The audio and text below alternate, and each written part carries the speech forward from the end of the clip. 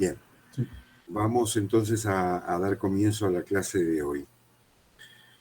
Como les decía el jueves pasado, cuando estuvimos reunidos en Uruguay, la idea era que leyeran el material clase a clase para ir planteando dudas.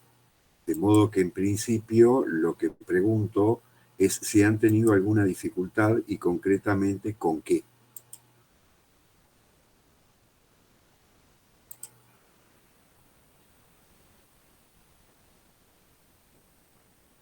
Bien, no ha habido entonces dificultades, vamos a comenzar con el tema de hoy. Si bien la unidad inmediatamente siguiente a desarrollar sería la que se refiere a la ley de derechos del paciente, este es un tema que, dado los dos feriados que tenemos, los del día 17 de abril y 1 de mayo, o bien lo van leyendo, lo vamos tratando de explicar nosotros agregado a alguno de los otros temas, o bien la propuesta que les hago es que se pongan de acuerdo y hacemos un seminario virtual específicamente destinado a estos temas. Lo que me preocupa es que ambos, el de derechos del paciente, particularmente en lo que hace al consentimiento informado, a los recaudos de historia clínica y al tema de confidencialidad y los derechos que tiene el paciente respecto de ese deber que debe guardar el profesional médico, son significativos, son importantes. Y me consta, de que en los últimos años, en los exámenes de residencias médicas, se ha trabajado mucho, se ha pedido mucho el conocimiento del tema de confidencialidad y de consentimiento. Entonces, lo que les digo es que, bueno, acordemos, me parece que lo mejor es acordar en alguna de estas semanas, no digo la del 17 de abril, pero previa por ahí o posterior a la del 1 de mayo, acordar una fecha y ver este tema. La doctora Hirschon la semana que viene está en la ciudad y va a ir ella a dar el examen. Pueden acordarlo con ella, no hay ningún problema. La clase la voy a dar yo, pero la fecha la pueden acordar con ella perfectamente. Bien, voy a desarrollar hoy, por conexidad un poco con la charla mantenida la semana pasada, la unidad referida a la actividad pericial, para que conozcan concretamente qué es. Y lo primero que voy a hacer es seguir un PowerPoint referido al tema de actividad pericial, de manera que voy a compartir pantalla.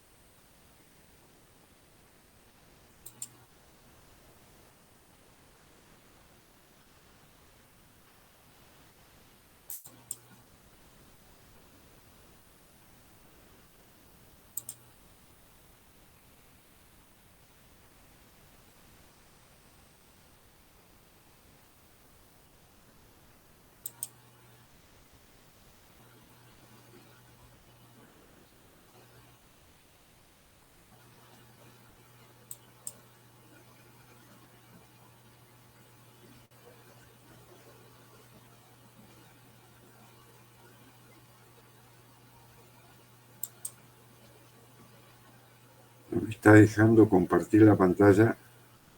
Y espérenme un segundito a ver si puedo hacerlo.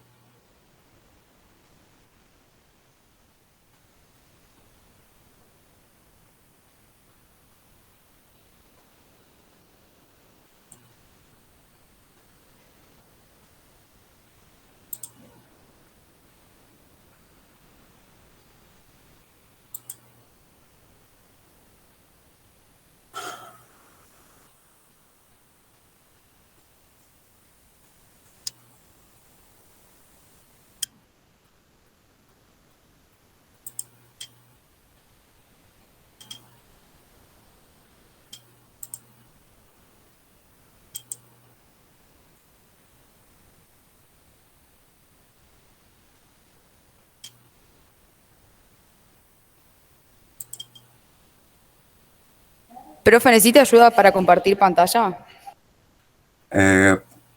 Acepto.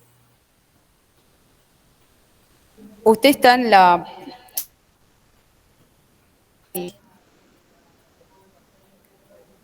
donde nos ve a todos los alumnos.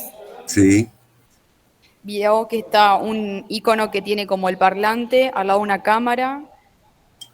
Después, sí. seguido, hay un cuadradito que tiene 12 y después una de una carita feliz y al lado hay un cuadradito con una flecha para arriba. Presentar ahora. Ahí está. Ahí Ahí está. abre usted y selecciona lo que quiere compartir.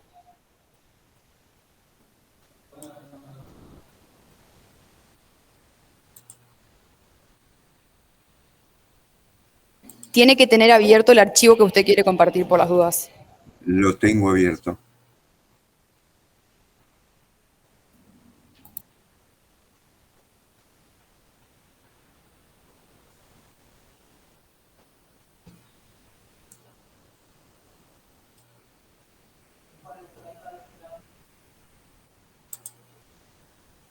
¿Lo ven?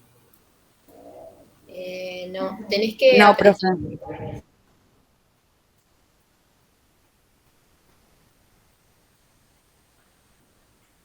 ¿Ah?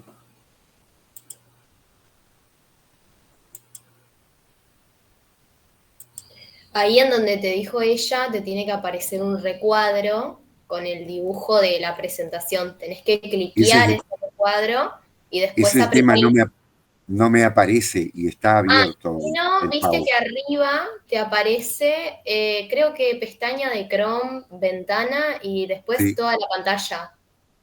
sí. Pone toda la pantalla de última y ahí se te va a presentar toda tu pantalla. Una vez que vos cliques ahí, abajo te va a aparecer compartir. Compartir en azul. Lo apretás y ahí vamos a poder ver lo que estás compartiendo.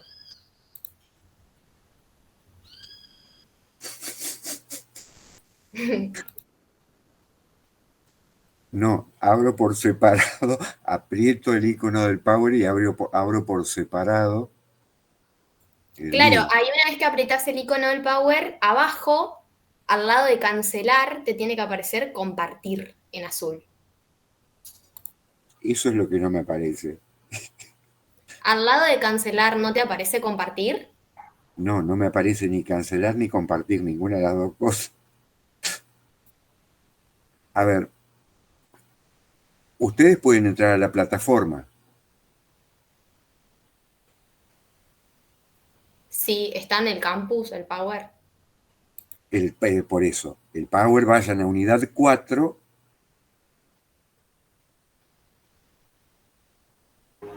¿Quiere que uno de nosotros la presentemos, profe?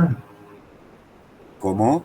¿Quiere que uno de nosotros la vayamos presentando y usted nos va diciendo y le vamos haciendo clic? O sea, digo, si Sí, saben sí, mal, encantadísimo. Cualquier cosa que ustedes vean que ayude, yo soy un animal para estas cosas, así que cualquier ayuda, más que bienvenida.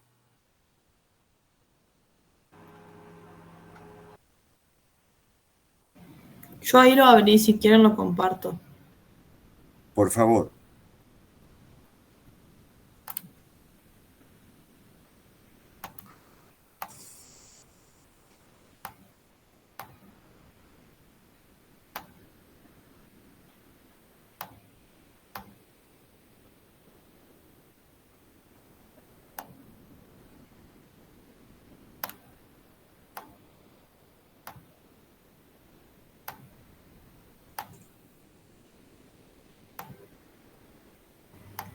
Profe, disculpe, hay una compañera que está esperando para entrar a la reunión.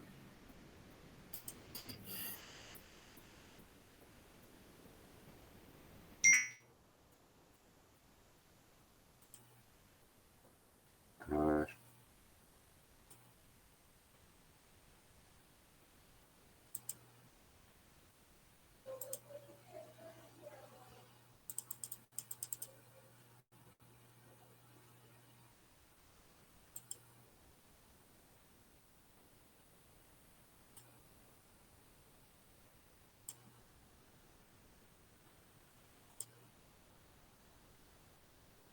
¿Pudieron entrar ahora?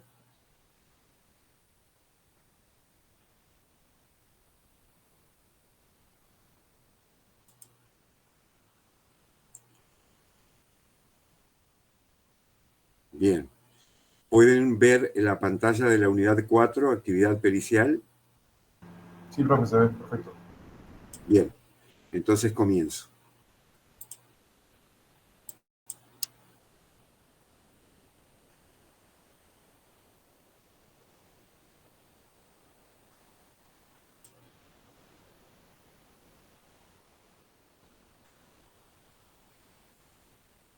Bueno, la primera cuestión a tener en cuenta es que la actividad pericial dentro de la medicina es una modalidad del ejercicio legal de la profesión.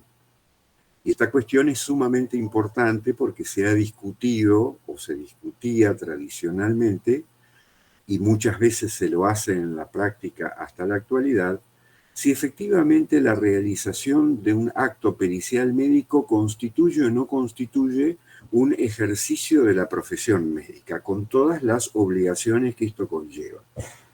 A pesar de que desde la década de 1960, la primera ley de ejercicio profesional, que fue la ley nacional, la ley mal denominada ley nacional, porque de hecho es aplicable solo en la ciudad de Buenos Aires en la actualidad, la 17132, define en su artículo segundo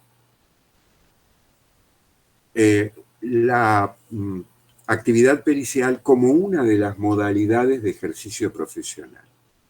Creo que el punto es importante porque no pocas veces se tiene en cuenta de que al decir esto estamos dando origen, fuente se dice, de todas las obligaciones emergentes de cualquier acto médico. Es decir, de todos los deberes que regulan a la actividad médica en cada una de las jurisdicciones del país. Por ende, no podría yo, por ejemplo, que no estoy inscrito en la provincia de Entre Ríos, ir y realizar un acto pericial en la provincia de Entre Ríos. ¿Por qué? Porque debería sujetarme primero a las reglas que regulan el ejercicio profesional médico. De lo contrario, mi intervención devendría absolutamente nula. Y así sucesivamente podríamos aplicarlos a los diversos aspectos.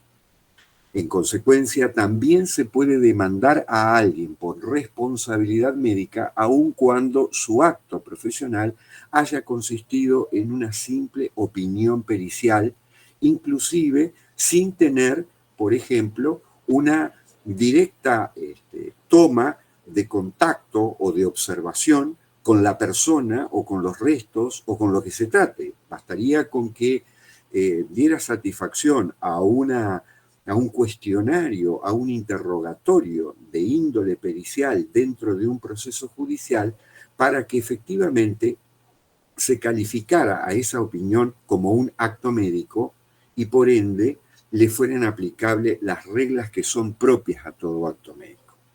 De modo que la primera cuestión que tenemos que tener en cuenta es esta. Luego, preguntarnos 3 aspectos o 4 aspectos básicos. ¿Qué es actividad pericial? Esto es otra cuestión que también se debate y que no todas las veces resulta claramente aceptada, receptada.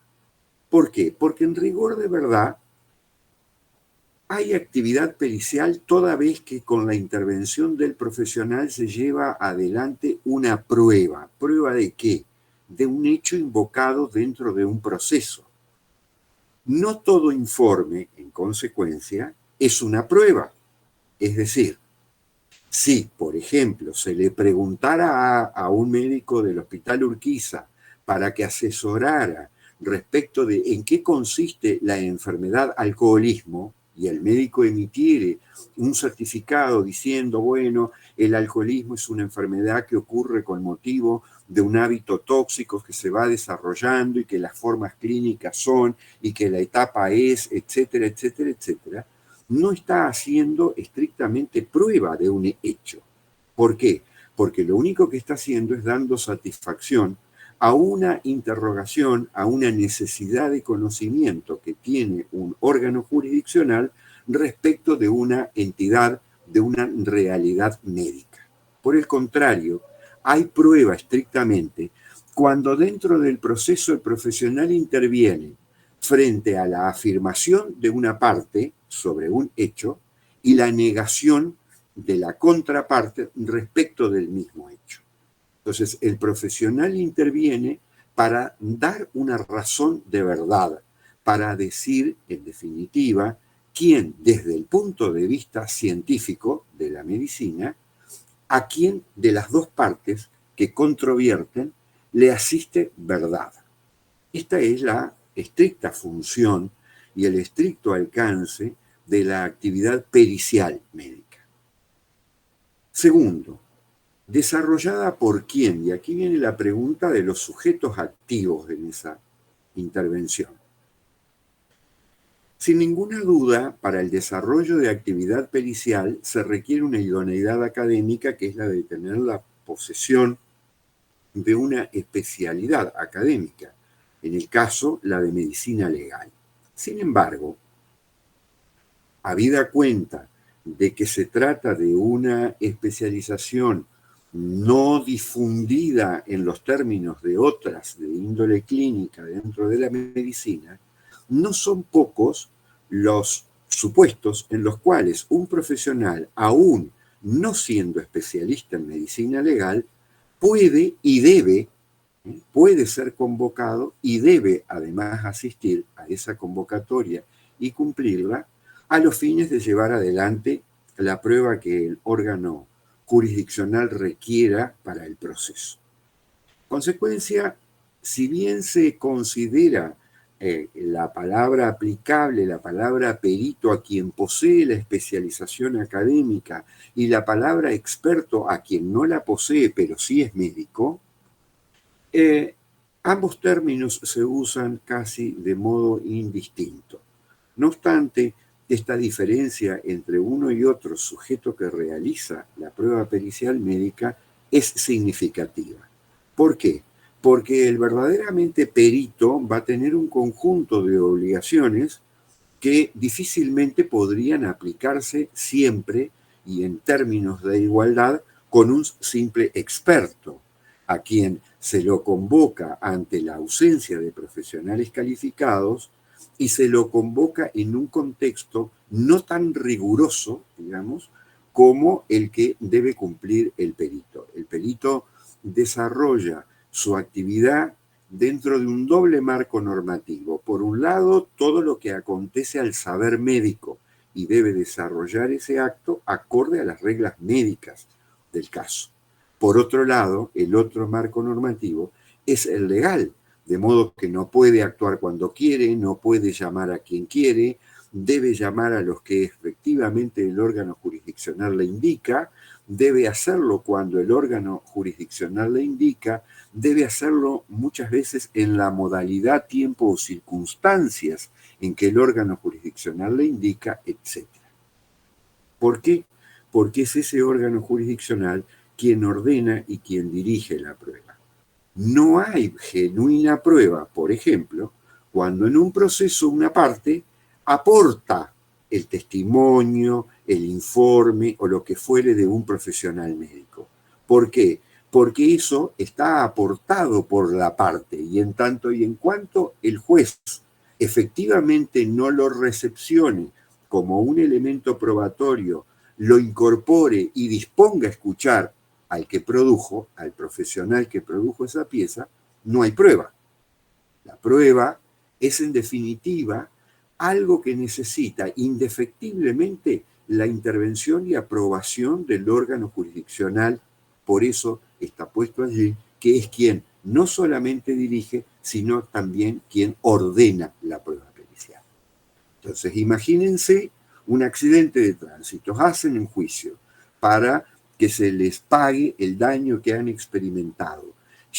Incorporan en el escrito de demanda, incorporan un informe médico que da cuenta de las lesiones sufridas, del tratamiento que requirió, del tiempo que impidió trabajar, etcétera, etcétera, etcétera. En tanto y en cuanto el juez actuante no diga, acepto esta propuesta del demandante, del actor, y requiero que se convoque al profesional a ratificarlo, etcétera, etcétera, el escrito en sí no es prueba del daño experimentado. Y a la inversa, cuando solo es el órgano jurisdiccional quien dispone la realización de la prueba, las partes es el momento en el cual pueden efectivamente producirla, llevarla adelante y demás, ni antes ni después. De ahí que esto tenga la regulación, tenga la limitación de someter ese acto al control externo. Y ese control externo, que es el que asesora a cada una de las partes dentro de un proceso, interviene, por lo que podemos ir viendo hasta ahora, digamos, partamos de decir, casi en igualdad de condiciones que el perito designado. Es decir, el juez dice, produzcase la prueba inicial médica, las partes les da un tiempo para que las partes puedan presentar, proponer y presentar asesores técnicos, el juez los acepta si es que las partes no se han impugnado o no hay alguno que se haya excusado, que luego vamos a ver qué es, y una vez que está esto cerrado, efectivamente quien actúa como perito designado no puede actuar sino en conjunto con esos asesores técnicos. Esta regla tiene tal fuerza que dependiendo del tipo de proceso puede llegar a anular una actuación médica realizada en ausencia de los asesores técnicos de las partes. Concretamente, dentro del fuero penal, en caso de no asistir, por ejemplo, al examen de la persona, quien ha sido designado asesor técnico o perito de parte también llamado, el deber del perito designado es comunicarlo al juzgado y preguntar qué hace, si lleva adelante o no la prueba que ordenó. ¿Por qué? Porque sabe que esa prueba realizada en ausencia de los asesores técnicos tiene un vicio de nulidad. No acontece igual en el ámbito, por ejemplo, civil o en el ámbito laboral, pero en términos generales, en el ámbito penal, sí. Lo que debe esperar, en ese caso, es a que el órgano jurisdiccional le diga realice igual el acto pericial, aun cuando no asistan los asesores técnicos. Y a su vez, las partes tienen obligaciones. Yo he dicho recién que cuando el juez dispone la realización de la prueba da un plazo para que las partes propongan a los asesores técnicos. Bueno, ese plazo es perentorio, es decir, ese plazo es cerrado, no puede ampliarse a medias. Es decir, en principio el juez tiene la facultad y puede utilizarla de otorgar un tiempo mayor para que las partes hagan esa propuesta. Pero llega un momento en el que el plazo se transforma en perentorio y cumplido ese plazo no puede incorporarse, no puede proponerse un perito. ¿Por qué la necesidad de hacer prueba pericial médica? Porque, como les decía el jueves pasado, intervenimos cuando hay necesidad de tener un conocimiento especializado, técnico, para conocer un hecho y para decidir el conflicto que el juez tiene entre manos.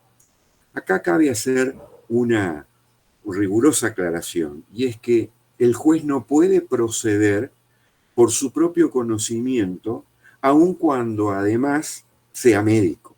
Por ejemplo, hay numerosos casos de jueces que además son médicos o han sido médicos, pero están impedidos de utilizar su propio conocimiento médico en sustitución de la intervención de un perito médico. ¿Y esto por qué? Porque el juez es absolutamente imparcial, lo mismo que el perito. El gran valor de la intervención de un juez es que mantenga la imparcialidad. Y mal podría actuar un juez y como perito a la vez. Entonces, está impedido de poder utilizar sus propios conocimientos, aun cuando esos conocimientos tengan un sustento académico habilitante. ¿Y cómo se hace la prueba pericial? Como les decía, tiene una serie de marcos. Dos: el marco técnico de la lex artis medica y el marco procesal dado por la norma, por la ley procesal. De modo que si el día de mañana ustedes tuvieran que trabajar como peritos médicos, siendo no especialistas, y un juez civil les dispusiera el examen de una persona para que informen determinada patología o no, qué consecuencias tiene, etc., van a tener que mirar en el código procesal del fuero correspondiente, civil o penal, cuáles son las reglas de la prueba médica, de la prueba pericial. ¿Qué tiempo le dan de plazo? ¿Cuántas personas tienen que intervenir? ¿A quiénes pueden admitir estar presentes durante la evaluación médica? ¿A quiénes tienen que escuchar? ¿Con quiénes tienen que compartir? Etcétera, etcétera, etcétera. Es decir, el quid procesal de la intervención va a estar dado por el código procesal que regule la materia que es objeto de juicio. La siguiente, por favor. Acá, esta diapositiva está para aclararles la expresión prueba, que en rigor de verdad es una expresión polisémica. ¿Qué significa esta palabra, polisémica? Un calificativo que se aplica a términos que tienen diversos significados, algunos muy próximos, otros no tanto. Y en realidad, la palabra prueba admite, por ejemplo, cualquiera que piense lo que acabo de decir, sabe que denominamos prueba a un examen donde en realidad lo que hacemos es mostrar el rendimiento en algo y llamamos prueba estrictamente a lo pericial médico, que es donde vamos a ir a investigar una realidad y a conocerla por sus causas de producción, por su qué concreto de manifestación y eventualmente por las consecuencias que trae. Evidentemente la palabra prueba aplicada en el sentido primero, el de un examen, y en el sentido segundo, el de la prueba pericial médica, no tiene ningún punto de conexión. Podríamos admitir algunos otros significados de la palabra prueba que sí estarían más cercanos. Pero acabo de dar este ejemplo para que adviertan qué significa una polisemia, cuando una palabra es polisémica. De ahí que en el término prueba podríamos distinguir primero un sentido jurídico, luego un sentido médico y por último un sentido médico-legal. Entonces, en sentido jurídico, en principio, se trata de un hacer, hay una actividad. Es decir, las partes aportan antecedentes y el órgano jurisdiccional determina una cuestión. Yo voy y le digo al juez, sufrí el accidente de tránsito, me atropelló NN, me produjo una fractura del miembro inferior derecho, fue una fractura expuesta, me obligó a tal tratamiento, etc. Es decir, la parte invocante hace un algo. La parte demandada hace otro algo y dice sí, no, no es verdad, no pudo ser, y el perito debe necesariamente hacer algo, que luego vamos a ver qué es lo que hace el perito. En sentido jurídico también podríamos advertir ese elemento que se denomina de soporte o medio. No quiero entrar en mayores complejidades de expresiones jurídicas, pero desde el punto de vista jurídico no es lo mismo la fuente de prueba que el medio de prueba, ni que la prueba en sí. Es decir, la fuente de la prueba es donde está la prueba, el medio de prueba son las diversas formas que tengo de demostrar un hecho, y la prueba en sí es la actividad dinámica de hacer evidente ese hecho. Por ejemplo, si yo digo, se produjo en tal circunstancia una lesión, el traumatismo, la herida que mencioné recién en el accidente, la fuente de prueba es el cuerpo humano de la víctima. El medio de prueba puede ser una radiografía, puede ser la observación directa de la lesión, puede ser la investigación a través de ciertos estudios complementarios de diagnóstico. ¿Por qué? Porque ha evolucionado la lesión y ya no tengo la herida, etcétera, etcétera, etcétera. Los medios son varios.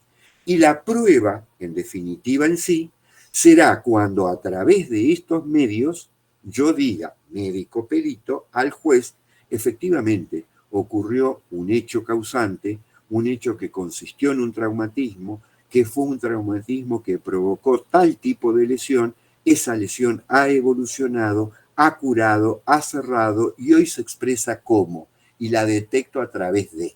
¿Se entiende? Entonces no es lo mismo el elemento de fuente de prueba que el elemento de medio de prueba que el elemento prueba en sí mismo. Y por último, también en sentido jurídico, el término prueba implica un resultado, implica una conclusión. Y esa conclusión no es la conclusión a la que arriba el médico, sino la conclusión a la que arriba el juzgador. ¿Por qué? Porque el médico va a decir, mire, yo he encontrado aquí, luego de examinar a este paciente que sufrió el accidente, una disminución de fuerzas, una cicatriz, una deformidad, lo que fuere. Esto es probatorio del hecho invocado, el accidente de tránsito. Y la contraparte me va a decir, no, en realidad en el accidente que yo provoqué no se produjo eso. Eso que tiene hoy el demandante fue realizado en otro hecho. Entonces, quien efectivamente va a decir la prueba de aquello que demandó el actor en relación al hecho que sufrió, no soy yo médico, sino que va a ser el juez, el que va a convencerse, a tomar conocimiento y convicción. En general, esto también está sujeto a reglas, y la regla más común es la que se denomina de sana crítica, es decir, por sana crítica del juez dice, efectivamente me convence esta opinión que dice que lo comprobado en la persona se sufrió en el accidente 1 por el cual demandó, o por el contrario, se sufrió en el accidente X por el cual no ha demandado. Y no corresponde que el demandado pague. ¿Hay alguien que ha levantado la mano? Yo, profe, le quería pedir si podría dar un ejemplo de prueba en el sentido jurídico, en el sentido médico, tipo como más corto el ejemplo porque no termino de entender la definición de cada uno. A ver, reitero, la prueba, como término polisémico, admite un sinnúmero de significados. Vamos a distinguir tres: el jurídico, el médico y el médico legal. El jurídico conlleva aspectos de importancia. Por un lado, que se trata de un hacer, no es una mera opinión, hay una actividad. Segundo, es un elemento de soporte o de medio, es decir, es un elemento donde yo voy a ir a investigar una fuente, de esa fuente voy a probarla, a investigarla a través de diversos medios de prueba, y por último voy a realizar una prueba. Y finalmente, un elemento resultado que es la conclusión que el órgano jurisdiccional haga de esa actividad realizada y de los medios de pruebas que se aplicaron para decir efectivamente se ha probado el hecho determinado. Por eso daba el ejemplo del accidente de tránsito, porque me parece el más sencillo de comprender. La fuente en el accidente de tránsito respecto del hecho disvalioso invocado, que es la lesión que sufrió la víctima, está en el cuerpo de la víctima. Y hay que desarrollar una actividad, la del perito médico, para que efectivamente veamos cuál ha sido el daño provocado. Y ese daño provocado yo lo podré poner de manifiesto a través de diversos medios. Si es inmediato, bastará con mi intervención de visualización, pero de lo contrario, o si tengo que precisar la lesión, voy a tener que aplicar estudios complementarios. Y a lo mejor ha pasado tanto tiempo que la evolución curó sola y no quedó una cicatriz, no quedó absolutamente nada visual, directamente perceptible, y voy a tener que aplicar elementos de investigación diagnóstica y hacer un electromiograma y hacer, etcétera, una serie de estudios complementarios para decir sí, efectivamente aquí hubo una lesión. Ahora, ¿soy yo el que concluye que ¿Esa realidad clínica es probatoria del accidente por el que accionó el paciente? No, reitero, no es el perito médico, sino que es el juzgador, el cual dice, efectivamente, esto es consecuencia, de la causa invocada, que es el accidente por el cual demandó. Y no porque el paciente lo tenía de antes, o porque lo sufrió después, o porque lo provocó un sujeto distinto al que él demandó. Entonces, no soy yo médico el que dice efectivamente esa conclusión. Yo puedo ir y examinar a una persona que ha denunciado que el marido la golpeó. Entonces digo, sí, tiene efectivamente hematomas, tiene una herida, tiene esto, bla, bla, bla, bla, bla. ¿Esto es probatorio de qué? De que sufrió una agresión.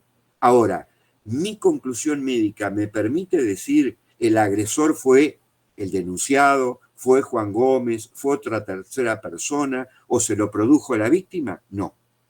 ¿Se entiende? Sí, profe, ahí quedó más claro. Gracias. En sentido médico, otro de los abarcantes que tiene la expresión prueba, es como les decía antes en la diapositiva anterior, una acción propia de una modalidad de ejercicio de la medicina, según leyes específicas y por ende regulado por las normas del ejercicio legal, de la profesión, de la actividad pericial y de la lex artis medica.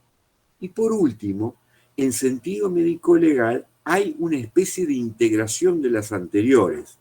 ¿Por qué? Porque constituye un acto procesal y un acto médico a la vez. ¿Qué quiere decir esto? Vuelvo al ejemplo de la mujer golpeada. Yo no puedo simplemente ver el cuerpo de la mujer, examinar el cuerpo y quedarme solamente con esto. Voy a tener que mirar el expediente, ver qué denunció, en qué condiciones dice haberse producido el daño que experimenta, en qué circunstancias, si hubo medios, cuántas personas, cuándo, si hubo tratamiento intermedio, si hubo alguna intervención intermedia, etcétera, etcétera, etcétera. Para, con todos estos elementos de juicio y a la luz del saber médico, decir y explicar la realidad con la que me encuentro. Imaginen, por ejemplo, una víctima de un abuso sexual con acceso carnal incluido, pero que viene a la consulta, es remitida para la prueba pericial médica 7 días, 8 días después. Obviamente yo no voy a encontrar evidencias en el examen de esa víctima. No voy a encontrar ropa manchada, no voy a encontrar lesiones de tipo evidencia, semen, pelos, etcétera, etcétera. ¿Por qué? Porque la mujer se bañó, porque la mujer se asistió, porque posiblemente ha sido un ginecólogo. Sin embargo, esto me impide a mí decir si hay algún otro elemento indiciario de esa agresión que denuncia de ninguna manera. ¿Por qué? Porque puede tener cortes, porque puede tener hematomas, porque puede tener otro tipo de indicadores que sí voy a poder informarlos a pesar de que ha habido una intervención de terceros. ¿Y esto cómo lo hago? Y lo hago con las constancias del expediente. Lo hago porque junto a la denuncia la mujer dice, bueno, fui violada el día sábado a las 2 de la mañana, de ahí llamé por teléfono, me llevaron al hospital, y yo voy a tener la historia clínica del hospital, voy a tener una serie de elementos de juicio. O imaginen el supuesto de alguien que es examinado porque ha sido víctima de un delito y dice que efectivamente le robaron en la vía pública, le pegaron o lo amenazaron con un arma blanca, le cortaron, etcétera, etcétera. Todo esto lo voy a tener en el resto de constancias que estén dentro del proceso. Por eso es que el sentido probatorio, la medicina legal, hace uso no solamente de lo que ve, sino también de todo aquello que consta en el proceso. ¿Y por qué? Hay en materia probatoria un principio básico. Todo lo que se lleva a un proceso, todo lo que se acarrea dentro del proceso, pasa a integrar parte del proceso. Es decir, cuando yo llevo un certificado médico diciendo de que efectivamente sufrí tal lesión por el accidente de fulanito de tal a quien estoy demandando, no es que esa constancia, ese certificado médico solo me sirva a mí, también le sirve al demandado, también lo puede usar el demandado, también lo puede usar el perito. Entonces, este principio de adquisición dentro del proceso es universal, sirve para todos. Entonces, mientras no esté ese aporte tildado de falsedad, tildado de lo que fuere, y esto exige un pronunciamiento judicial, el perito puede utilizar perfectamente todas las constancias del expediente de tipo historia clínica, de tipos declaraciones, lo que fuere que esté dentro del expediente para poder conformar un juicio integrador entre todas esas constancias, los hallazgos que obtuvo al realizar el examen médico de la persona o de los restos humanos o del cadáver, lo que fuere, y concluir. Ejemplo, imagínense una muerte dentro de un hospital sospechosa de mala práctica médica. La familia pide la autopsia. Se provee la realización de una autopsia. El perito médico, que son ustedes, ¿qué va a pedir primero? La historia clínica. Saber por qué estaba internado, qué tratamiento tuvo, qué le hicieron, cuándo murió, a qué hora se decretó la muerte. Todo esto lo van a cotejar con los hallazgos que encuentren en la autopsia. Y finalmente van a concluir integrando todos estos elementos. De ahí ese valor de integración que tiene la palabra prueba en sentido médico-legal estricto. La próxima, por favor. La prueba pericial médica tiene en consecuencia una regulación legal dada por los códigos procesales, como he dicho, en cada una de las materias, una regulación médico-legal que es de carácter administrativa y fundamentalmente en este aspecto tenemos que mirar no ya el código procesal, sino que tenemos que mirar los reglamentos y protocolos de actuación dentro de la institución en la que el perito trabaja. Y esto es un aspecto que no es necesario, es contingente. ¿Por qué? Porque hay un sinnúmero de lugares donde se desarrolla actividad pericial, pero no hay reglamentos internos de la institución ni protocolos de actuación. Otros en los que sí existe. Entonces, el perito que trabaja donde sí existen estos protocolos y estos reglamentos va a tener que cumplirlos estrictamente en los términos vigentes. Ejemplo, el Cuerpo Médico Forense de la provincia de Entre Ríos no tiene un reglamento interno de actuación y mucho menos un protocolo de actuación de casos diversos.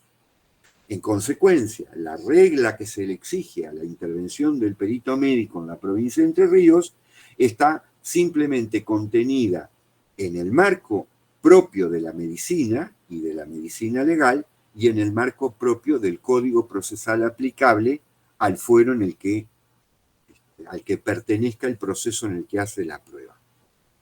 Por el contrario, si ese perito médico está trabajando en el Cuerpo Médico Forense de la Justicia Nacional, se va a encontrar, por un lado, con un reglamento, el cual fue escrito por el suscripto, por un reglamento, y no solamente por un reglamento que le diga si el perito tiene que ir, no tiene que ir, a dónde, cuáles son los medios, cuáles son las circunstancias, qué es actividad pericial y qué no es, etcétera, etcétera, sino además por protocolo. Entonces, frente a un caso de abuso, existe un protocolo de actuación, frente a una autopsia, existe un protocolo de actuación, frente a un examen médico-legal para determinar capacidad judicial de las personas, existe otro protocolo, y el perito va a tener que ir respetándolo en función del acto concreto pericial que esté realizando. De lo contrario, si se aparta, y si se aparta de un modo injustificado, va a tener que exponerse a la tacha de nulidad en la intervención que realizó. Entonces, no es igual hacer una autopsia en un adulto que en un niño, no es igual hacer la autopsia de un adulto en un herido de arma blanca que un herido de arma de fuego, etcétera, etcétera. Hay una serie de escenarios que están protocolizados. Y fuera de ese protocolo existe como norma madre un reglamento. En la provincia de Entre Ríos, un juez puede decirle a un perito médico y a un médico en general dentro de la provincia que esté actuando como perito, qué tratamiento podría aplicarle a un preso, por ejemplo. En cambio acá no. ¿Por qué? Porque el reglamento del Cuerpo Médico Forense de la Justicia Nacional dice que la actividad pericial excluye toda forma de asistencia médica, taxativamente. ¿Por qué? Porque la asistencia médica implica deberes e implica obligaciones que el perito no puede asumir. Por ejemplo, el control de la medicación que administró, indicó o suministró. De allí que el perito médico acá jamás indique un tratamiento concreto en cuanto a estrategia terapéutica, tal remedio cada tantas horas durante tantos días. En otros lugares sí. De modo que la regulación médico-legal, la regulación reglamentaria y protocolar puede existir o no. Y por eso les decía, van a ver ahí en la diapositiva, en caso de inexistencia se aplican las normas de la lex artis médico-legal. O, por ejemplo, si hablamos de turnos de realización de autopsias. La provincia de Entre Ríos se puede disponer la autopsia y se puede disponer la autopsia ya, 2 de la mañana. Acá no. Aquí se dispone la autopsia, pero la autopsia se realiza en 2 turnos, 7 de la mañana y 7 de la tarde, punto. El cadáver que entra entre cada uno de los 2 horarios, en el periodo comprendido entre cada uno de los 2 horarios, espera, aguarda a la realización del turno siguiente. Fundamentalmente, ¿cuál es la razón y la necesidad de recurrir a reglamentos y a protocolos? Es fundamentalmente la razonabilidad del gasto. La actividad médico-legal es extremadamente cara y probablemente una de las más caras de todas las prácticas médicas. Entonces, por ejemplo, aquí en la ciudad de Buenos Aires, la puesta en escena a disposición del local de la morgue para la realización de una autopsia tiene un costo elevadísimo, aproximadamente los $10.000 por momento, por turno de intervención, porque eso implica la puesta en práctica de equipo, la convocatoria de un equipo de personal altamente entrenado y numeroso, patólogos, radiólogos, especialistas, mejor dicho, en diagnósticos por imágenes, en bioquímica, en genética, etcétera, etcétera, etcétera, lo cual es sumamente caro. Es caro el simple encendido de la luz y del sistema de mantenimiento de asepsia dentro del lugar. Entonces, no es para hacerlo en cada momento. Sin embargo, en el resto del país no están dadas estas condiciones y se dispone la realización de autopsias a veces en lugares extremadamente precarios, no solo a cualquier hora, sino extremadamente precarios, en el medio del campo, por ejemplo. ¿Debe hacerse o no debe hacerse? Bueno, en ausencia de reglamentación, debe hacerse. El tema es en qué medida limita a la actividad del profesional médico en el sentido de condicionarla en cuanto a posibilidades de conocimiento, que eso es otra cuestión. Y por último, la prueba pericial médica tiene además una regulación médico-legal de subespecialidad. Es decir, no es lo mismo hacer prueba pericial médica en materia de autopsias que hacer prueba pericial médica en materia de psiquiatría forense. Inclusive dentro de la psiquiatría forense no es lo mismo la prueba pericial médica respecto de un adulto que respecto de un niño que ha sido víctima de abuso sexual. O no es lo mismo respecto de un adulto que ha sido víctima de un abuso sexual con acceso carnal que de alguien que lo ha sido del mismo daño, pero en el contexto de trata. Entonces, sé, porque la ley me lo impone, que en el contexto de trata, esa misma víctima que ha sido víctima, insisto, de abuso sexual con acceso carnal, va a tener que ser evaluada con un procedimiento de cámara Gesell que no aplico a la víctima adulta que lo ha sido ocasionalmente en un hecho puntual en la calle. Y así sucesivamente. Es decir, existen una serie de normas que van reglamentando la subespecialidad, inclusive dentro de la medicina legal. La siguiente, por favor. Si miramos etimológicamente la expresión, según el diccionario de la Real Academia Española de la Lengua, la actividad probatoria, en concreto el hacer, la prueba, es una acción y un efecto. Pero fundamentalmente me interesa que reparen en los siguientes significantes de alcance, porque lo vamos a ver claramente aplicado en la actividad médica. La de razón, la de argumento, la de instrumento u otro medio que pretenda mostrar un algo. Cuando yo digo, por ejemplo, que el dosaje de alcohol en sangre que he realizado mediante una técnica es de 2 gramos por 1000 mililitros, ¿estoy haciendo una acción o estoy aludiendo una acción? No. Lo que estoy haciendo es, habiendo utilizado un procedimiento, utilizarlo como argumento. Entonces yo digo, tomé sangre, le apliqué tal técnica, obtuve tal resultado y este resultado es argumental, es sustento, es fundamento del diagnóstico de ebriedad alcohólica. ¿Se entiende? Por el contrario, cuando yo digo hay una herida de arma blanca, lo que hice fue mirar, tocar, explorar bordes y decir, efectivamente, hay acá. No utilicé ningún procedimiento indirecto, utilicé una acción directa.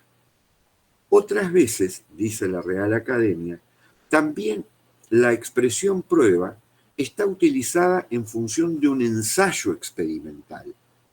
Y en función de ensayo experimental, no pocas veces en la actividad médica lo utilizamos. ¿Cuándo lo utilizamos? Cuando hacemos de lo frecuente lo indicativo de nuestra opinión. Entonces decimos, estadísticamente, esta lesión se ve por esta causa y en este contexto. Digo, en consecuencia, que este caso en particular que examiné encuadra dentro del contexto. Ahora, ¿esto tiene un valor absoluto? Como les decía el jueves pasado, no.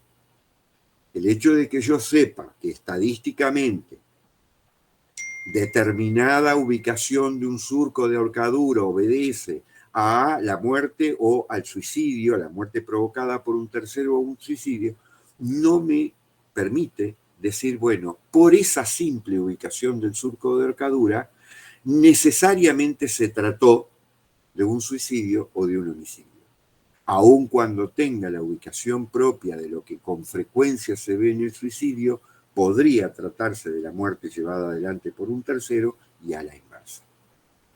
En consecuencia, en medicina legal, prueba es fundamentalmente investigar, es reproducir muchísimas veces situaciones, como por ejemplo cuando frente a una caída de un cuerpo en el vacío y las lesiones que observamos, hacemos la prueba de volver a reproducir con la caída, la precipitación de un cuerpo de similares características. Es muchas veces describir, es razonar a partir de indicadores directos e indirectos para determinar causas, mecanismos y consecuencias de hechos biopsicológicos según un método científico y en el marco teórico de las diversas ciencias que lo integran. Este último enunciado es fundamental. ¿Por qué? Porque al apegarme al método científico, lo que estoy diciendo es, me abstengo de mi convicción, me abstengo de la subjetividad. Todo lo que yo no pueda objetivamente demostrar deviene dogmático, no es prueba, es creencia. En consecuencia, no puede ser incorporado. De ahí ese ejercicio mental tan difícil, no pocas veces para un perito, de poder separar la convicción propia, subjetiva, de la objetividad que le está mostrando la prueba y que debe valorarla según ese método científico. De ahí la importancia de que la opinión de un perito no radica tanto en cuanto pueda tener como capacidad convictiva de la opinión, cuánto me convenza con la opinión que tenga, sino de mirar cuáles son los fundamentos de la opinión que tenga. Y si esos fundamentos son verdaderamente fundamentos basados en un método científico o por el contrario, son inferencias que él ha realizado en función de valoraciones personales, subjetivas, individuales. Todo ello tiene tres finalidades, que es lo característico de la actividad pericial. Por un lado, verificar, exponiendo en claro lo que está dudoso, yo digo A y la contraparte dice B, argumentando, es decir, haciendo estas correlaciones fundadas, donde, como les decía antes, se trae el dato estadístico, se trae el dato racional, se trae el dato experiencial, y por último, asesorando, que es apartarse de un caso concreto y hacerlo respecto de entidades académicas definidas. Estas tres operaciones son las tres operaciones típicas de la actividad pericial: la verificación, la argumentación y el asesoramiento. La siguiente, por favor. La extensión o el alcance está fundamentalmente dado por aquello que se denomina puntos o cuestiones periciales. ¿Qué es eso? Bueno, los puntos o cuestiones periciales es la pregunta concreta que me está haciendo el juez. Y ahí tiene a su vez dos orígenes. Por un lado, no pocas veces es el mismo texto legal el que dice el qué. ¿Cuál es la cuestión a resolver por el médico? Por ejemplo, en el caso de autopsias obligatorias, de autopsias que necesariamente deben hacerse dentro de un proceso. ¿Por qué? Porque la muerte es violenta, sospechosa de criminalidad. Y concretamente la ley dice que tiene que hacerse a fin de determinar causas y mecanismo de la muerte violenta. ¿De acuerdo? Entonces, el qué debo responder lo da la misma ley. Pero la gran mayoría de veces no es la ley la que lo da, sino que lo da la resolución judicial. Y es el juez el que le remite el interrogatorio de cuestiones a resolver al médico, y a su vez ese interrogatorio puede provenir de dos lados. Por un lado, porque se le ocurrió al juez. Por el otro lado, porque son las partes del proceso la que le dijeron, es necesario saber tal cosa. Quiero que se pregunte esto. Entonces el juez toma esas inquietudes propuestas por las partes, le da fuerza legal con su decisión y les dice, trasládela al perito y que el perito las satisfaga, las responda. Entonces no es solamente la proposición de la parte, sino que tiene que ser aceptada por el juez y es el juez el que en función de aquel acto de ordenación que les hablaba en una primera diapositiva, le traslada al perito diciéndole responda. Ahí va a estar ese cuestionario y ese cuestionario se denomina puntos de pericia o cuestiones periciales. Es muy importante la formulación, la redacción de las cuestiones periciales. ¿Por qué? Porque, tal como les decía, salvo las que provienen de fuente legal, podrían tener una redacción defectuosa, y esto es excusable en razón de que están escritas por personas que no son médicas. Esto que acabo de decir, a su vez es entrecomillado. No es raro que, sobre todo cuando las cuestiones periciales provienen de propuestas de las partes, haya detrás un médico asesorándolo y escribiéndole 'qué debe preguntarle al perito?'. Pero en términos ideales, digamos, es el abogado el que está llevando estas cuestiones. Y a veces se formulan de una manera confusa para el saber médico. Entonces, es obligación del perito la comunicación, el intercambio de opinión con el órgano jurisdiccional y decir, mire, esta redacción es poco clara, explícitela, o por el contrario, esclarezcala en cuanto a cuál es el quid que usted quiere conocer. Yo luego le voy a decir qué herramientas tiene la medicina y si es posible para esclarecer esa cuestión que a usted le interesa. Entonces, lo que usted está preguntando no puede ser demostrado por la medicina o no hay herramientas para demostrarlo, diseñadas aún. Sí tenemos, en cambio, las que fuere y poner a disposición. Entonces, la formulación, la redacción es sumamente importante y el perito no debe callarse frente a una redacción defectuosa, porque dice, bueno, yo entiendo que me quiere decir, interpreto, no, cuidado. No, el perito no está para interpretar el cuestionamiento del órgano jurisdiccional. En todo caso, lo que debe hacer es ponerse en comunicación y decirle al juez, explícitelo, aclárelo, no entiendo lo que me está preguntando, pero no decidirlo por su libre interpretación. Siempre esto debe resolverse antes de iniciar la prueba. ¿Por qué? Porque una vez que ustedes comienzan con la prueba, yo ya no puedo volver a decir, bueno, está poco claro qué es lo que quiso usted preguntar, entonces ahora yo doy la respuesta que interpreto que tuvo, o si lo interpreto en tal sentido, la respuesta es A, si lo interpreto en el tal otro sentido, la respuesta es B. No, yo tengo que tener claramente definido el campo de intervención pericial antes de iniciar la prueba. La siguiente, por favor.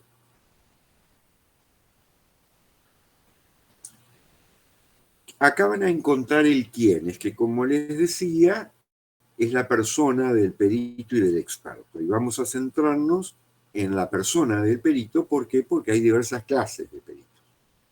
Por un lado, los peritos oficiales, que son peritos que ocupan un cargo público, son funcionarios públicos y se desempeñan en un organismo pericial del Poder Judicial. Y subrayo del Poder Judicial. No de una fuerza de seguridad, gendarmería, policía, etcétera, etcétera. No de un organismo técnico académico, el Departamento de Medicina Legal de la Cátedra de Medicina Legal de la Universidad de Buenos Aires, satisface demandas judiciales a pedido de los órganos jurisdiccionales, son peritos porque tienen la especialidad, pero obviamente no porque integren el Poder Judicial. Si el día de mañana, como yo espero, muchos de ustedes optan por ser médicos y médicas legistas, armaremos una unidad de asesoramiento legal en la Cátedra de Medicina Legal de la UNER y los jueces entrerrianos van a poder preguntarnos determinadas cuestiones y nosotros llevar adelante prueba, investigar y opinar, pero lo hacemos desde un ámbito ajeno al Poder Judicial. Y el perito del Poder Judicial de Entre Ríos va a ser quien va a venir a trabajar con nosotros, a lo mejor coincidiendo con nuestra actividad, a lo mejor disintiendo con nuestra actividad y nosotros contraviniendo su opinión. Sin embargo, el perito oficial va a ser él y no nosotros. ¿Por qué? Porque él es funcionario público y él integra el Departamento Médico Forense del Poder Judicial de la provincia de Entre Ríos. Perito no oficial se llama a aquellos que se denominan de oficio, son aquellos profesionales que van y se inscriben, hay una posibilidad de inscribirse anualmente en el Poder Judicial para trabajar como experto en un área. ¿Se necesita ser médico legista? No. Imaginen que ustedes, no sé, son la doctora, es ginecóloga, y va y quiere trabajar como perito ginecóloga. Se inscribe en el mes de octubre en Paraná, en la cámara que corresponda, del fuero civil, penal, etcétera, para trabajar como experta en ginecología. Nada más. Entonces, no necesariamente, ¿puede ser designada? Sí. ¿Puede ser designada perito? Sí. ¿Cómo sortean en esa lista de inscriptos? Se desinsacula, se dice el nombre del profesional, y ese profesional es designado perito para intervenir en ese caso y solamente en materia ginecológica. Y por otro lado, los peritos de parte, que no están inscritos en esa lista anual de modo permanente, sino que simplemente han sido contratados por un estudio jurídico que lleva adelante la acusación o la defensa, la demanda o la responde de la contrademanda, y lo llama y lo contrata para que los asesoren técnicamente exclusivamente en ese juicio. Ese perito es propuesto dentro del proceso con nombre y apellido, se le comunica a la contraparte, hay una opción de poder cambiarlo, de poder tacharlo, que luego vamos a ver, pero en caso de que no ocurra, se lo designa perito de parte. ¿De quién? De la defensa, del demandado, del actor, de quien fuere. Ambos tipos de peritos no oficiales tengan siempre presente que son designados por el órgano jurisdiccional en cada proceso. Por el contrario, el perito oficial normalmente ocupa el cargo por concurso y es designado una sola vez. Esto repercute en una serie de obligaciones secundarias. Imaginen que ustedes van a una audiencia en el fuero penal, ahí en Concepción del Uruguay, en razón de haber trabajado o atendido a alguien dentro del proceso en calidad de médicos del hospital. Y también va convocado el médico forense. Y al médico forense no le preguntan lo mismo que a ustedes. ¿Y a ustedes qué le van a preguntar? ¿Cómo se llama? Primero, ¿jura decir verdad? Segundo, ¿le competen las generales de la ley? Bueno, al perito oficial nada de esto le van a preguntar. Pero a ustedes sí, porque nada impediría que ustedes tuvieran interés en el proceso. El acusado o la víctima son parientes, familiares, conocidos, etcétera, etcétera. Entonces sí le competen las generales de la ley y debería apartarse. En cambio, el oficial no se le pregunta por qué. Porque antes de intervenir, el oficial tiene el deber conminatorio de que si conoce a las partes, si es amigo, si ha intervenido antes, etcétera, él solicitar el apartamiento. A su vez, también los peritos pueden ser divididos en generales o especiales. Y generales son aquellos que tienen una formación académica, un título otorgado por una entidad específica en educación, referido a la especialización legal, medicina, psicología, la que fuere. Y acá voy a hacer hincapié en algo. La única forma de ser perito general con idoneidad académica es cuando esa especialización se ha obtenido en un ámbito universitario, no otro. En nuestro país existe una ley federal de educación. Y la ley federal de educación, a las únicas entidades que habilita a formar y a acreditar capacitación son a las universidades.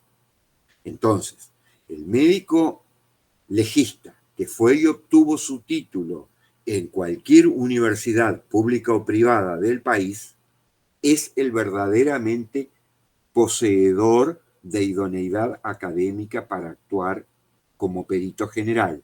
No lo es el médico que fue y hizo un curso de 1 año, 2, 3, lo que fuera, en el colegio de médico del distrito 4, porque el colegio de médico es una entidad de derecho privado que no está habilitada para la educación y enseñanza y que no está reconocida por la Ley Federal de Educación.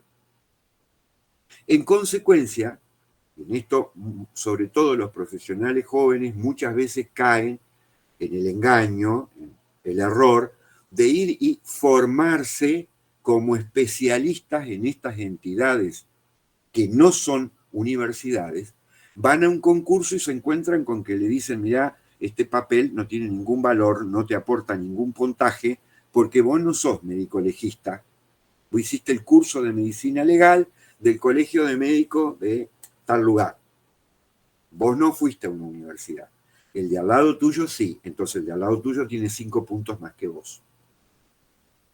Entonces la única, siempre tengan presente para su vida médica, no gasten tiempo ni plata inútilmente, para su vida médica siempre tengan presente que cualquier formación que ustedes le vayan a dar utilidad concreta en la vida profesional, sea para concursar, sea para optar a cargos públicos, etcétera, siempre esa formación tienen que obtenerla en entidades acreditadas por la Ley Federal de Educación. Y en el ámbito universitario solo son las universidades, no otras entidades intermedias. Y luego el perito especial, que es el ejemplo que di hoy. Es ese profesional que no es médico legista, que no ha tenido ninguna formación específica en la universidad, pero que tiene idoneidad en un ámbito, en una especialización. Entonces va y se inscribe como ginecólogo, como cirujano, como traumatólogo, como pediatra o como lo que fuere. Y dice, bueno, si en algún proceso necesitan una opinión específicamente correspondiente a la especialidad que yo tengo, yo me ofrezco como perito, para eso vengo y me anoto.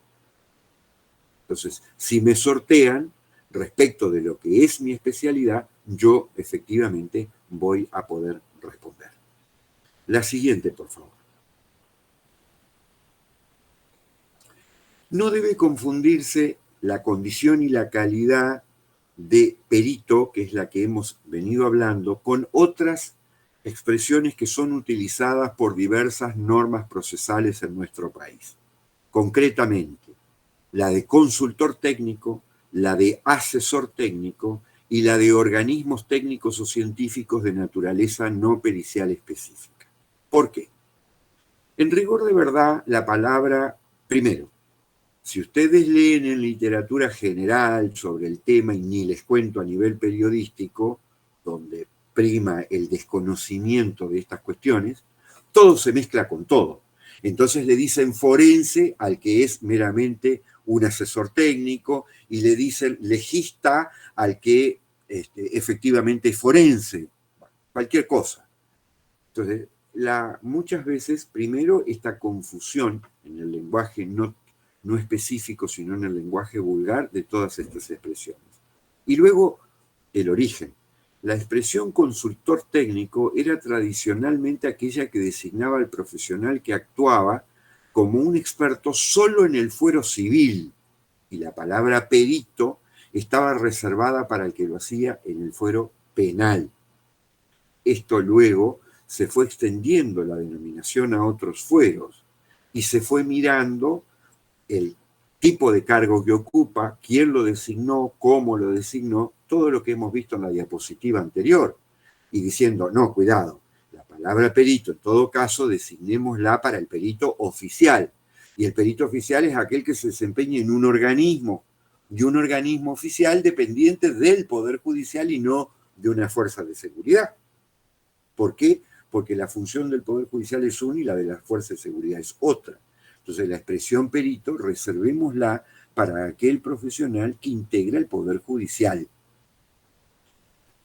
El resto, y ahí aparece, junto con la diversidad y la evolución de las normas, etcétera, los códigos procesales más recientes o con mejor técnica legislativa, que empiezan a introducir la palabra consultor técnico y en unos términos de igualación. Entonces se le llama consultor técnico al del fuero civil, consultor técnico al del fuero penal, etc. Pero en principio, insisto, la palabra consultor técnico, la expresión consultor técnico, estaba referida solo al perito no oficial, al perito de oficio o de parte, que actuaba en el ámbito civil. Por el contrario, los códigos más nuevos no solamente han utilizado esta expresión, sino también la incorporación de otra, la del asesor técnico, que es un profesional que colabora sin designación judicial. Y esto lo van a ver mucho en el fuero penal, sobre todo en jurisdicciones como en la provincia de Entre Ríos, que han adherido al sistema acusatorio adversarial en materia penal, de modo tal que, producido el juicio, va el perito oficial que hizo la autopsia o que examinó al imputado o a la víctima. Pero está el defensor y está el fiscal, y junto a cada uno de ellos hay asesores técnicos que ni siquiera están designados por el tribunal. El tribunal conoce sus nombres porque cada una de estas dos partes, acusación y defensa, lo han comunicado y tienen el deber de comunicarlo, pero nada más. Y actúan ahí directamente con la parte a la que asesoran e interrogan al perito oficial, que fue el que llevó adelante cierta práctica.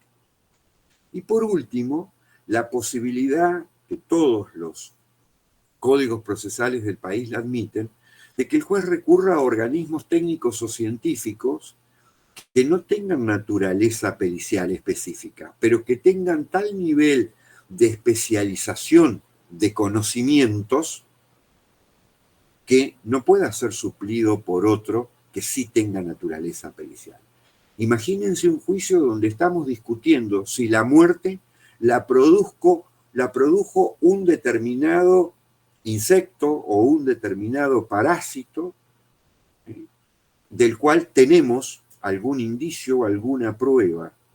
Y probablemente la mayoría de los cuerpos periciales no tengan un experto específico, pero sí lo tenga la Facultad de Veterinaria de la universidad, o sí lo tenga el Departamento de Microbiología del Instituto Nacional de Microbiología, el Malbrán, etc. Entonces vamos a recurrir a buscar la opinión más calificada. Y esa opinión más calificada está en un organismo técnico-científico que no tiene una naturaleza pericial específica. La cumple de modo supletorio. La siguiente, por favor. Cuando hablamos del quiénes y hemos hecho las especificaciones, hemos dicho las especificaciones del perito, no solamente tenemos que acreditar esa idoneidad y la calidad habilitante, sino fundamentalmente otros valores también. Por un lado, el de la imparcialidad y la honestidad intelectual, por otro lado, el de la formación y capacitación continua, y por otro lado, el cumplimiento de ciertas obligaciones fundamentales, tales como la de reserva o confidencialidad, la de diligencia y prudencia, y la de garantización de los derechos de la persona peritada. Esto es lo que van a ver en esta diapositiva y quiero que reparen en una cuestión. Una cosa es tener idoneidad, que es una palabra que utilizan muchos nuestros códigos procesales. Otra es tener calidad habilitante. ¿Por qué? Porque a pesar de que muchísimos códigos, cuando ustedes van a ver qué condiciones debe tener un perito, va a tener el artículo como título calidad habilitante. Debajo, cuando va a especificar la idoneidad, va a decir, bueno, que posee idoneidad académica en el ámbito de la materia en la cual va a expedirse, etc. Sin embargo, la expresión calidad habilitante no es sinónima de idoneidad. Imagínense que yo voy a la facultad, obtengo el título de médico y no lo habilito nunca para el ejercicio. ¿Podría actuar como perito? Sin ninguna duda, no. ¿Por qué? Porque es una práctica médica controlada por el Estado entrerriano en el caso, no estoy inscrito, mal podría yo desarrollar una modalidad de actividad médica. Imagínense que sí me inscribí como médico, pero no me inscribí específicamente como perito en la materia del juicio. ¿Podría tener calidad y calidad habilitada por el Estado? Hay toda una discusión si en realidad los códigos deberían hablar de calidad habilitante o habilitada, que es distinto. ¿Podría yo actuar como perito? Imagínense que yo voy y me inscribo como médico y me inscribo además como médico especialista en psiquiatría. ¿Esto necesariamente me daría calidad habilitante para hacer una autopsia? Evidentemente no. Ahora, si yo fuera y me inscribiera como especialista en psiquiatría y además especialista en medicina legal, sí puedo hacerla. Entonces, el tema de mirar la acreditación y la calidad habilitante es sumamente importante. Y como valor esencial de la actividad pericial, la imparcialidad, la honestidad intelectual. Ese perito de parte, por ejemplo, que asiste a quien lo contrató, o el asesor técnico, que asiste a quien lo contrató y cree que su deber ser es simplemente dar argumentación técnica al interés de la parte que le paga, en flagrancia, en violación a lo que es la verdad científicamente aceptada en la comunidad. Entonces, tuerce, manipula el conocimiento técnico para que verdaderamente se ajuste al interés que quiere defender la parte que le pagó a él, que lo contrató a él. Y de ahí es que en la práctica vayan a ver no pocos peritos que respecto de una cuestión determinada dicen blanco en un caso y 5 meses después, en un caso exactamente igual, opinan negro. ¿Por qué? Porque simplemente están defendiendo. Ahora, si bien parecería que desde el punto de vista de la honestidad intelectual es muy objetable lo que acabo de describirles, y efectivamente lo es, no necesariamente creo que conlleva un juicio de reproche de índole moral. Es decir, este es un atorrante que dice lo que le pagan para que diga. Cuidado. ¿Por qué? Porque en rigor de verdad se discute mucho en derecho procesal si efectivamente un perito de parte cumple un rol de imparcialidad pericial o simplemente satisface de modo adecuado su desempeño dando fundamentación técnica necesaria a la parte o al interés que lo contrató.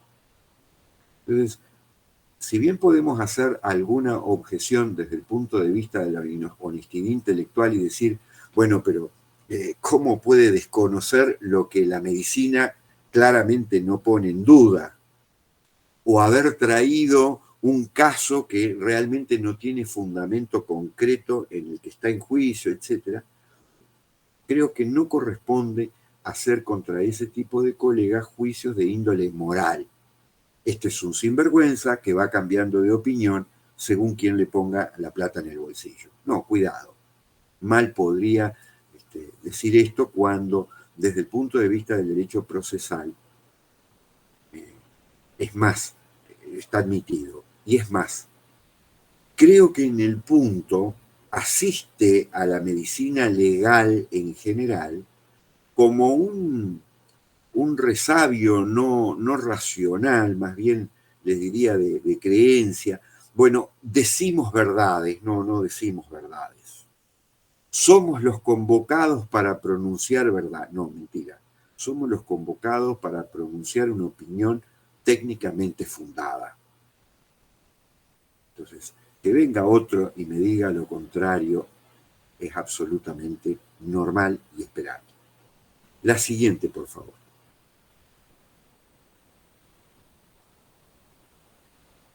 Acá van a encontrar el porqué y la especificación del porqué de ese aporte de conocimientos especiales en términos del código. Esas abreviaturas que van a encontrar en colorado y la letra en cursiva es el texto correspondiente legal vigente a la provincia de Entre Ríos. CPCC es el Código Procesal Civil y Comercial, donde van a ver todo lo que he dicho antes. Se admite la prueba pericial para apreciar hechos controvertidos que requieren conocimientos especiales de una ciencia, un arte, una industria. CPL es el Código Procesal en materia laboral, si hubiere hechos controvertidos.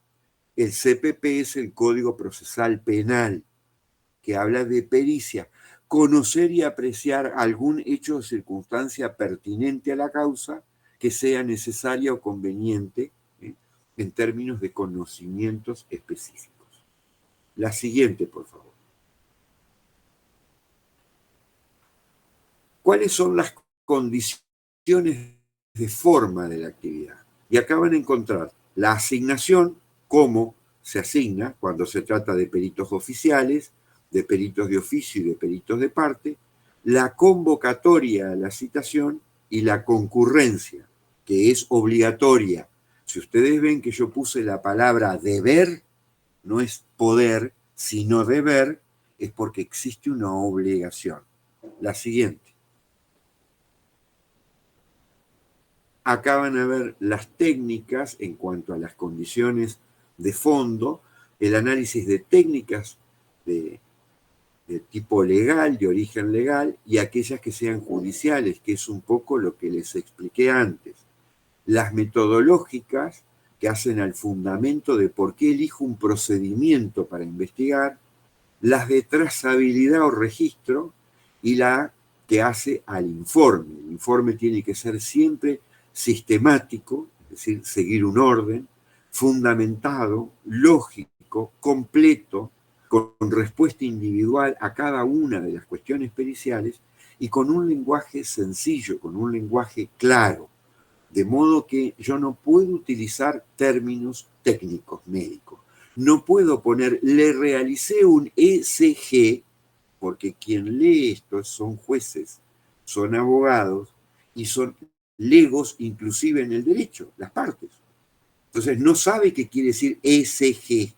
Y si pongo ECG, tengo que poner entre paréntesis electrocardiograma.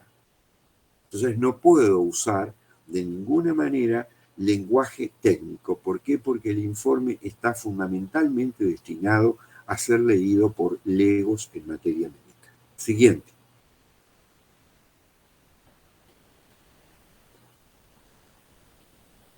Acá van a ver cómo se hace un informe. Y esto lo vamos a continuar en la próxima clase, porque ya me he excedido en el tiempo. Por favor, lean el resto de las diapositivas y volvemos a mirarlas en cuanto a dudas en la próxima clase. Entiendo que estamos en un régimen contrarreloj entre los conocimientos mínimos y la disponibilidad de horario. Entonces, les pido en este sentido la colaboración de ir mirando, de ir leyendo, de no dejar todo para el final, de no, se les va a hacer un matete muy grande si no leen nada, de plantearse todas las dudas que quieran y tanto sean las clases o entre los términos de clase. Piensen en la posibilidad de definir algún tipo de seminario para el tema de historia clínica, de confidencialidad y de consentimiento, porque les insisto, suelen ser temas, han sido muy preguntados en los últimos exámenes de residencia de los últimos años. Yo no tengo ningún inconveniente, mi inconveniente es disponer presencialmente a irme de acá. Pero después, hacer un seminario virtual cuando ustedes quieran, un sábado de tarde, me da lo mismo. Un feriado, me da lo mismo. Si son 5, si son los 100 y pico inscriptos, me da lo mismo. Toda duda, toda inquietud, que ustedes, toda ayuda que necesiten, cuenten desde ya. El hueco, el tiempo, el horario, lo vamos a encontrar seguro. ¿Alguna pregunta con lo dicho hasta hoy en la clase de hoy?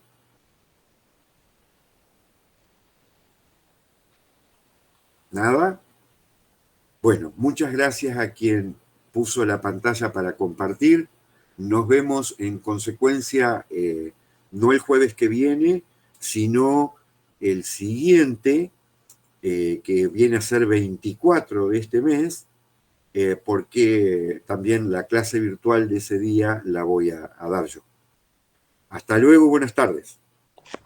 Chao, muchas gracias. Hasta luego, buenas tardes.